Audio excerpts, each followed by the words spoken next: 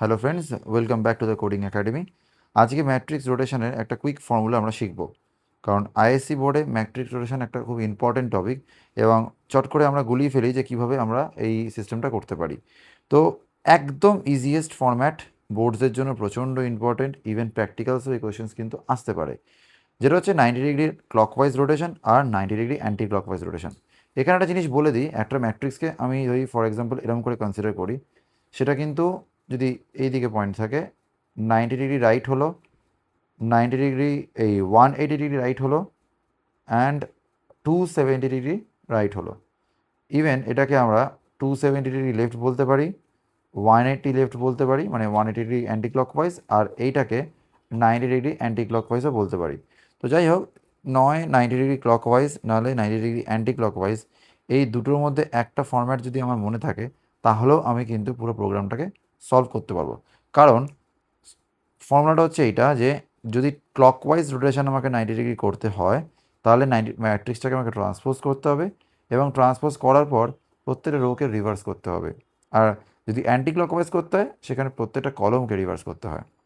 এবার বিষয়টা হচ্ছে, আমি এইখানে একটা কোড লিখেছি যেখানে RC90 মানে রোটেশন ক্লকওয়াইজ 90 ডিগ্রি, এই হিসেবে একটা আমি ফাংশন ডিজাইন করেছি, যেটা একটা অ্যারে ARকে রিসিভ করছে এবং তার রিভার্স করে সেই রিভার্স অ্যারেটাকে ফেরত পাঠাচ্ছে।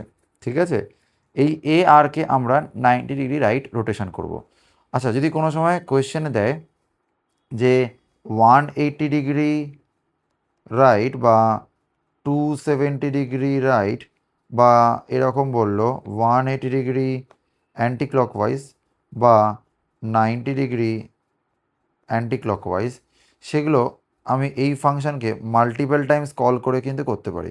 বিকজ 180 ডিগ্রি রাইট বা 270 ডিগ্রি রাইট মানে হচ্ছে 90 × 2 আর 90 × 3।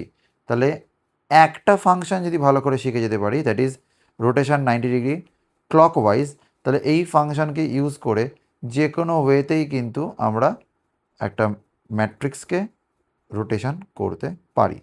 ভালো করে ফোকাস করব।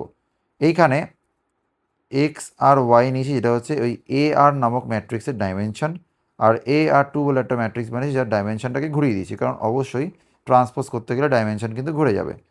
তো ডাইমেনশন ঘোরানোর পর আমরা ট্রান্সপোজ বলে একটা ফাংশন কল করে অরিজিনালটা এবং ফাইনালটা, মানে যেখানে স্টোর করব, সেই দুটোকে পাঠিয়ে দিলাম, চলে আসছে এইখানটায় ট্রান্সপোজ ফাংশনটায়। এখানে দেখো অরিজিনাল যেটা AR সেটা এক্স নামকভাবে এসছে, আর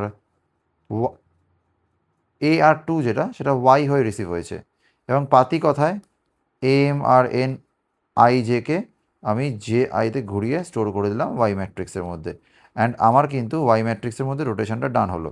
ঠিক আছে, ওয়াই ম্যাট্রিক্সের রোটেশন ডান মানে অটোমেটিক্যালি সেই চেঞ্জটা AR2তে রিফ্লেক্ট করবে, বিকজ আমরা জানি যে কল বাই রেফারেন্সে আমাদের ভ্যালুটা কিন্তু কপি হয় না, লিঙ্কটা কপি হয়, এবং অরিজিনালটার মধ্যে যা চেঞ্জ সেটা মানে টার্গেটেড ফাংশানে যা চেঞ্জ হবে সেটা অরিজিনালে অবশ্যই এফেক্ট করবে। তো সেই হিসেবে এই ফাংশনটা কল করার পর যখন কন্ট্রোলটা ফেরত এলো, তখন AR2 কিন্তু ট্রান্সপোজ অলরেডি হয়ে গেছে। এবার শুধুমাত্র AR2 এর মধ্যে আমাকে রোটাকে রিভার্স করতে হবে। তো যেমন আমি লিখলাম AR2 এর ডাইমেনশন YXই থাকছে, এই যে YX, সেরকম YX লিখলাম, সিম্পল রোটাকে রিভার্স করলাম। আচ্ছা, রিভার্স ইচ রোটা আমি একটুখানি গন্ডগোল করে ফেলেছি, এখানে একবার দেখে নিই। হ্যাঁ, একটা জিনিস লিখতে হবে, x/2 লিখতে হবে, কারণ আমি যখন রোটাকে রিভার্স করছি হাফ ওয়ে গেলে আমার প্রপার রিভার্সটা হবে, না হলে কিন্তু হবে না।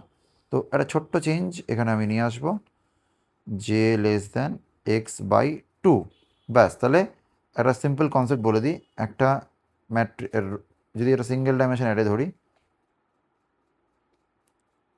হাফ ওয়ে গেলেই আমার এইটার সঙ্গে এইটা এবং এইটার সঙ্গে এইটা সোয়াপিং হয়ে যাবে, সেই ফান্ডাটাই করেছি। First with the last, second with the second last, third with the third last, and so one. ঠিক আছে, অ্যান্ড আলটিমেটলি AR2কে রিটার্ন করেছি। এবার যেখান থেকে আমি এই ফাংশনটাকে কল করব, সেটা প্রপারলি যদি একবার, দুবার বা তিনবার কল করতে পারি, আমার এমনিই কাজ হয়ে যাবে। ঠিক আছে, সো এইটা হচ্ছে আমাদের ম্যাট্রিক্স রোটেশনের সিস্টেম। স্ক্রিনশট নিয়ে নিতে পারো।